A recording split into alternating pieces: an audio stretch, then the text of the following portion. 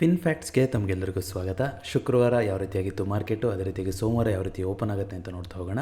ನಿನ್ನೆ ಇಡೀ ಗ್ಲೋಬಲ್ ಮಾರ್ಕೆಟಲ್ಲಿ ರಜಾ ಇತ್ತು ಕ್ರಿಸ್ಮಸ್ ಪ್ರಯುಕ್ತ. ಹಾಗಾಗಿ ಕ್ರಿಸ್ಮಸ್ ಒಂದು ರಜಾ ಮುಗಿಸ್ಕೊಂಡು ಮಾರ್ಕೆಟ್ ಇವತ್ತು ಓಪನ್ ಆಗಿತ್ತು. ಆದರೆ ಸುಮಾರು ಸೆಕ್ಟ್ರಲ್ಲಿ ರೆಡ್ ನೋಡಲಿಕ್ಕೆ ಸಿಕ್ತು. ಎಸ್ಪೆಷಲಿ ಐ ಟಿ ಸೆಕ್ಟ್ರು ಇವತ್ತಿನ ಟಾಪ್ ಲೂಸರ್ ಆಗಿತ್ತು. ಬಹುಶಃ ಇವತ್ತಿನ ಟಾಪ್ ಲೂಸರ್ ಕೂಡ ಐ ಟಿ ಸೆಕ್ಟರ್ದೇನಾ ಅಥವಾ ಇಲ್ಲ, ಶ್ರೀರಾಮ್ ಫೈನಾನ್ಸ್ ಅಂತ ಕಾಣಿಸುತ್ತೆ. ಜೊತೆಗೆ ಏಷ್ಯನ್ ಪೇಂಟ್ಸಲ್ಲೂ ಕೂಡ 1.4% ಕರೆಕ್ಷನ್ ಬಂದಿದೆ ಏಷ್ಯನ್ ಪೇಂಟ್ಸು. ಬಹುಶಃ ಅದೇ ಇವತ್ತಿನ ನಿಫ್ಟಿ 50ಯ ಟಾಪ್ ಲೂಸರ್ ಥರ ಕಾಣಿಸ್ತಾ ಇದೆ. ಟಾಪ್ ಗೇನರ್ ಅಂದರೆ ಟೈಟನ್ನು, ಹೋಮ್ ಗ್ರೋನ್ ಡೈಮಂಡ್ ಪ್ರಾಡಕ್ಟ್ಸ್ಗಳನ್ನು ಆ ಒಂದು ರಿನೋವೇಷನ್ ಕಡೆಗೆ ಅಲ್ಲಿ ಒಂದು ಹೊಸದಾಗಿ ಯಾವ ಥರ ಮಾಡೋದು ಏನು ಅನ್ನೋದ್ರ ಬಗ್ಗೆ ಯೋಚನೆ ಮಾಡ್ತಾ ಇದ್ದಾರೆ. ಟೈಟನ್ ಅಂತ ಸುದ್ದಿ ಬಂದಿತ್ತು. ಐ ಥಿಂಕ್ 52 ವೀಕ್ ಹೈನ ಕೂಡ ರೀಚ್ ಆಗಿದೆ ಟೈಟನ್. ಈ ಸುದ್ದಿ ಜೊತೆಗೆ 2.12% ಅಪ್ಮೌಂಟ್ ಬಂದಿರೋದ್ರ ಮೂಲಕ ಇವತ್ತಿನ ನಿಫ್ಟಿ 50ಯ ಟಾಪ್ ಗೇನರ್ ಆಗಿತ್ತು. ಬೇರೆ ಸುಮಾರು ಸೆಕ್ಟರ್ಗಳು ಇವತ್ತು ರೆಡ್ಡಲ್ಲೇ ಕ್ಲೋಸಿಂಗ್ ಆಗಿದೆ.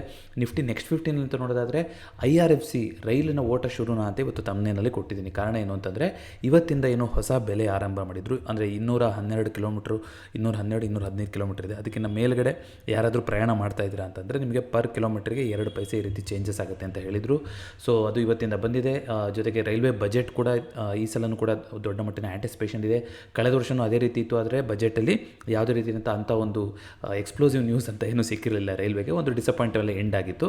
ಈ ಸಲ ನೋಡೋಣ, ಫೆಬ್ರವರಿನಲ್ಲಿ ಬಜೆಟ್ ಬರುತ್ತೆ, ಆವಾಗ ರೈಲ್ವೆ ಯಾವ ರೀತಿ ಆಗ್ತಾ ಹೋಗುತ್ತೆ ಅಂತ. ಇನ್ನು ಮುಂದಕ್ಕೆ ಸ್ವಲ್ಪ ರೈಲ್ವೆ ಆಸ್ ಎ ಸೆಕ್ಟರ್ ಸ್ವಲ್ಪ ಫೋಕಸ್ ಆಗಿ ಇರ್ತಾ ಹೋಗ್ಬೋದು ಅಂಟಿಲ್ ಬಜೆಟ್ ತನಕ. ಹಾಗಾಗಿ ಅದ್ರ ಬಗ್ಗೆ ನಾವು ನೋಡ್ತಾ ಹೋಗ್ಬೋದು. ಸೊ IRFC ಇವತ್ತಿನ 10% ಅಮೌಂಟ್ ಬಂದಿರೋದ್ರ ಮೂಲಕ ಇವತ್ತಿನ ಟಾಪ್ ಗೇನರ್ ಆಗಿದೆ.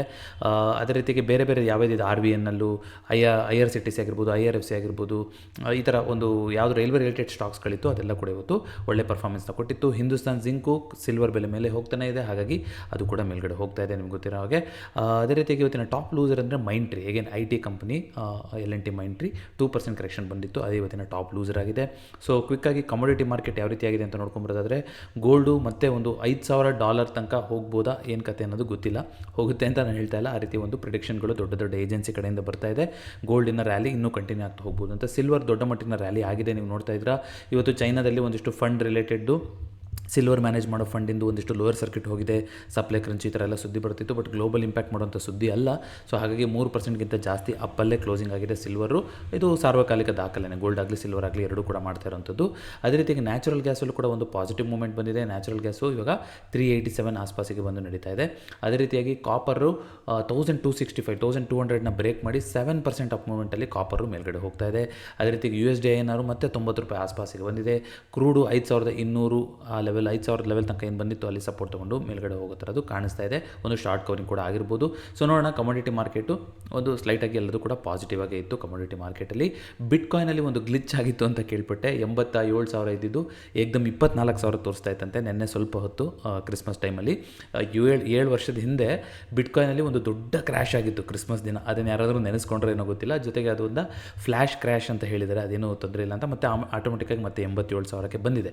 87,000 ಏನು, ಒಂದು ಬಿಟ್ಕಾಯಿನ್ಗೆ $87,000, $78,580 ಕೊಡ್ತಾ ಹೋಗಬೇಕು. ಹೇಗೇನು ಯಾವುದೇ ಒಂದು ಪ್ರಮೋಷನ್ ಅಲ್ಲ, ಸುಮ್ಮನೆ ಟ್ರ್ಯಾಕ್ ಮಾಡ್ತಾ ಇರ್ತೀವಿ ಆ್ಯಸ್ ಆನ್ ಇನ್ಸ್ಟ್ರೂಮೆಂಟ್ ಆಗಿ ಅಷ್ಟೇ.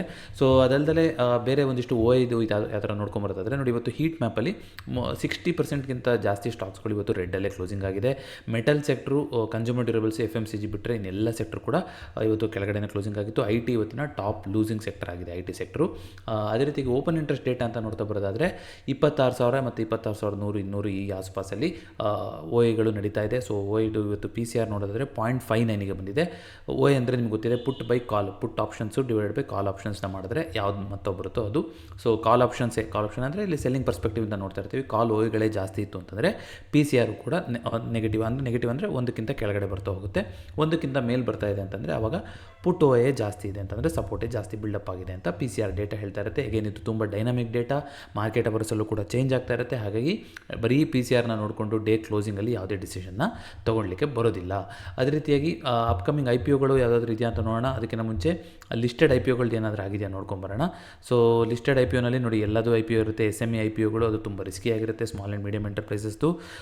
ICICI ಪ್ರುಡೆನ್ಷಿಯಲ್ ಆದಮೇಲೆ KSH ಇಂಟರ್ನ್ಯಾಷನಲ್ಲು ನೆಗೆಟಿವ್ ಲಿಸ್ಟಿಂಗ್ ಆಗಿತ್ತು. ಇವತ್ತು ಫೈಟೋಕೆಮ್ ರೆಮಿಡೀಸ್ ಕಂಪ್ನಿ ಲಿಸ್ಟಿಂಗ್ ಆಗಿದೆ. ಏನಾಗಿದೆ ಅಂತ ಪ್ರೈಸ್ ಇಲ್ಲಿ ಅಪ್ಡೇಟ್ ಆಗಿಲ್ಲ. ಸೊ ಅದೊಂದು ಲಿಸ್ಟಿಂಗ್ ಇತ್ತು. ಅದನ್ನು ಬಿಟ್ಟು ಮೇನ್ IPOಗಳು ಅಂತ ಯಾವುದೂ ಓಪನ್ IPOಗಳು ಇವಾಗ ಕಾಣಿಸ್ತಾ ಇಲ್ಲ, ಮುಂದೆ ಬರ್ತಾ ಹೋಗ್ಬೋದು. ಹಾಗೆಯೇ ಓಪನ್ ಇಂಟ್ರೆಸ್ಟ್ ಬಗ್ಗೆ ಮಾತಾಡಿದ್ವಿ. ಕ್ಲೈಂಟು ಮತ್ತು ಇದ್ರದ್ದು ಸೆಂಟಿಮೆಂಟು ಅಂತ ನೋಡ್ಕೊಂಬರೋದಾದರೆ client F I pro sentiment ಅಂತ ನೋಡಿದ್ರೆ ಪ್ರತಿ ಸಲ ಹಾಗೆ ಕ್ಲೈಂಟ್ಗಳು ಪೂರ್ತಿ ಒಂದು ಸೈಡಲ್ಲಿದ್ದಾರೆ, ಪ್ರೋ ಎಫ್ ಐಗಳು ಬೇರೆ ಸೈಡಲ್ಲಿ ಕಾಣಿಸ್ತಾ ಇದ್ದಾರೆ. ಸೊ ನೋಡೋಣ, ಇಂಟ್ರೆಸ್ಟಿಂಗ್ ಆಗಿದೆ ಮುಂದಿನ ವಾರಕ್ಕೆ ಯಾವ ರೀತಿ ಅಂತ. ಐ ಥಿಂಕ್ ಈ week after a long time 3 ವಾರಗಳಿಂದ ನಿಫ್ಟಿ ಪಾಸಿಟಿವಲ್ಲಿ ಕ್ಲೋಸಿಂಗ್ ಆಗ್ತಾಯಿದೆ. ಇವತ್ತು ಸ್ವಲ್ಪ 26,042 ಬಂದು ಕ್ಲೋಸಿಂಗ್ ಆಗಿದೆ. 0.38% ಇವತ್ತು ಕೆಳಗಡೆ ಬಂದಿತ್ತು. ಹಾಗೆಯೇ ಬ್ಯಾಂಕ್ ನಿಫ್ಟಿನೂ ಕೂಡ 172 ಪಾಯಿಂಟ್ಗಳನ್ನು ಕಳ್ಕೊಂಡು 59,011 ಹತ್ತಿರ ಬಂದು ಕ್ಲೋಸಿಂಗ್ ಆಗಿದೆ. ಸೆನ್ಸೆಕ್ಸ್ ಕೂಡ 85,000 ಹತ್ತಿರ. ನೋಡಿ, ಎಲ್ಲದೂ ಕೂಡ ರೌಂಡ್ ಲೆವೆಲ್ ಹತ್ತಿರ ಇದೆ. 26,000, 59,000, 85,000 ಈ ರೀತಿ ಈ ವೀಕ್ನ ಕ್ಲೋಸಿಂಗ್ ಮಾಡಿದೆ. ಮುಂದಿನ ವಾರ ಸೆನ್ಸೆಕ್ಸ್ನ ಎಕ್ಸ್ಪೈರಿ ಆಗೋಗ್ಬಿಟ್ಟಿದೆ. ಯಾಕೆಂತಂದರೆ ಸೆನ್ಸೆಕ್ಸಿಂದು ಗುರುವಾರ ಇರುತ್ತೆ ಎಕ್ಸ್ಪೈರಿಗಳು. ಗುರುವಾರ ರಜೆ ಇದ್ದಿದ್ದರಿಂದ ಈ ಬುಧವಾರನೇ ಎಕ್ಸ್ಪೈರಿ ಆಗಿ 24ನೇ ತಾರೀಕಿಗೆ ಎಕ್ಸ್ಪೈರಿ ಆಗಿತ್ತು. ಮುಂದಿನ ವಾರದ ಎಕ್ಸ್ಪೈರಿ ವರ್ಷದಿಗೆ ಆಲ್ರೆಡಿ 2026ನೇ ವರ್ಷಕ್ಕೆ ಬಂದುಬಿಟ್ಟಿರ್ತೀವಿ.